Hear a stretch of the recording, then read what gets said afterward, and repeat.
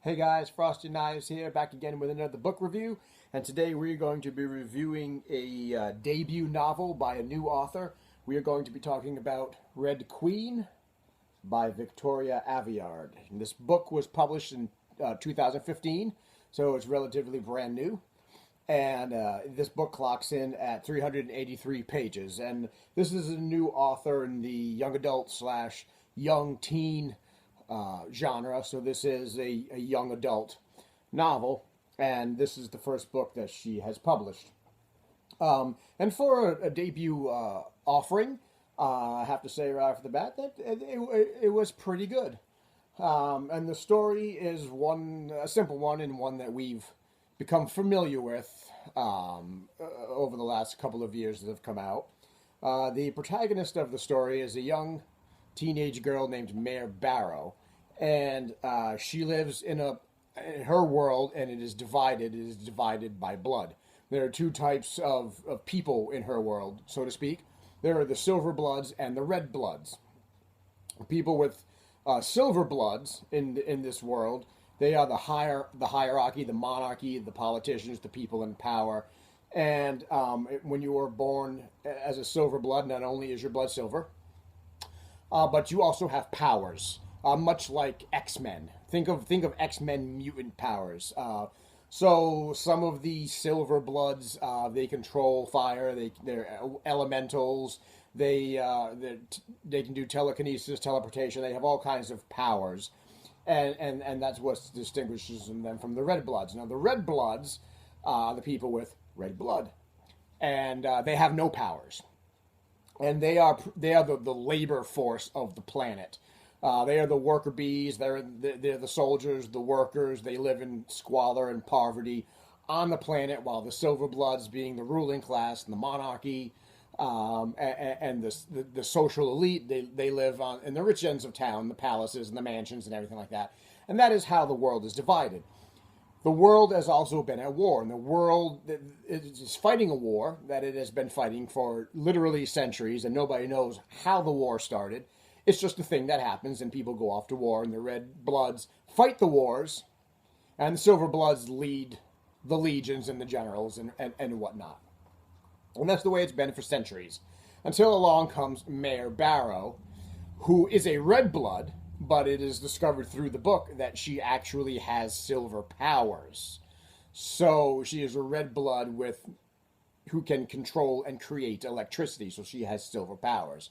And once that comes to light, then she becomes a pawn. She becomes a political pawn. Everybody wants to get a hold of her. The Silvers want to use her to further their silver agenda, and the Reds want to use her as a face for their Red Revolution against the monarchy. And everybody is really trying to manipulate her and to use her to their own advantage. And that's pretty much the story. It's very similar to a lot of dystopian things that we've read, dystopian fiction that we are very familiar with. I will say right off the top of the bat that the book is very well written. The characters are very well fleshed out. The dialogue is well done.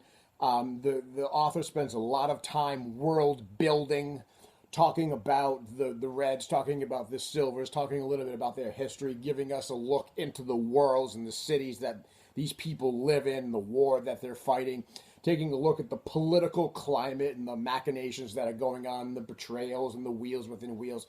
He spends a lot of time in this book world building, and as a result, this book is a little bit on the slow side, meaning is what we like to call a slow burn. The actual twist and action doesn't start in this book until about page 340. So it takes a while to get there. And if you're looking for something a little more action oriented, a little more Hunger Games like, where there's a lot of action going on, a lot of fighting, a lot of clashes, a lot of things happening, you're not really going to get that in this book. What you are going to get is you're going to get a very well detailed look at the world that Mare Barrow lives in, at the people that she encounters, at the world of the Reds, the world of the Silvers. We're going to get a little bit about the war that's going on. You're going to get a look at the political climate of the planet. You're going to get a look at the revolution of the planet. It's very much, I think, a stepping stone to the books that are coming down the pike. And just recently, the second book in this series, Glass Sword, has been published. So for those of you that may be looking for action right out the gate, you really won't get that in this book, but it is still an intriguing book. It is still a good read. It is a really good world builder to get you into the planet, into the climate, into what's going on, into the world of the Silvers and the Reds. It does raise a lot of questions, I think, as any good book should.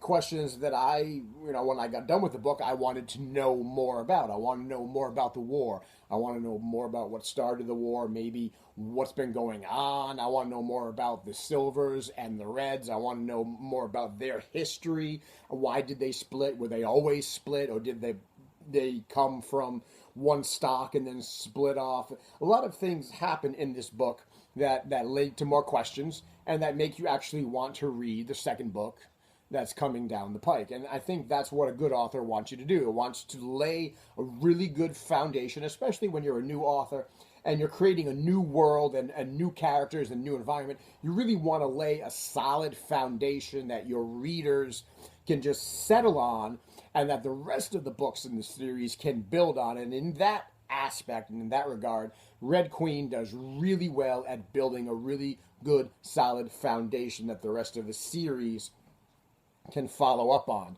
We've read it before. This sort of story has come out before, but there's enough newness and enough intrigue in this, I think, to keep readers going, to keep me going down to the next couple of books in the series. So I think it was very well written. The characters are well rounded. None of them felt carbon copied. None of them felt one dimensional. The world that these people live in felt real. The struggle felt real. The battle between the Reds and the Silvers felt real. So all in all, for a debut novel, I think it was very well done. And I'm going to give this, out of 5 stars, I'm going to give this a 4.5 out of 5. It was a slow build. It did not drag a little bit, but it did take its time, and the pace was slow, and I think that might turn a few people off, for those that want the action right off the bat and want to get into it. But if you really want to take the time and invest in the characters and the world and the political climate, this is well worth your time and effort to read this book. So I would give this a 4.5 out of 5 stars, and I'm actually looking forward to reading the second book in the series, which we do have, and I will get to. So that is my review of Red Queen by Victoria Aveyard. I hope I've pronounced that last name right. And that's another Frosty's book review. So if you like it and you like the reviews, click subscribe, thumb up, like it, share it around, pass it on to your friends, pass it on to your enemies. Look, I'm wearing a Harley Quinn toque right now inside my house.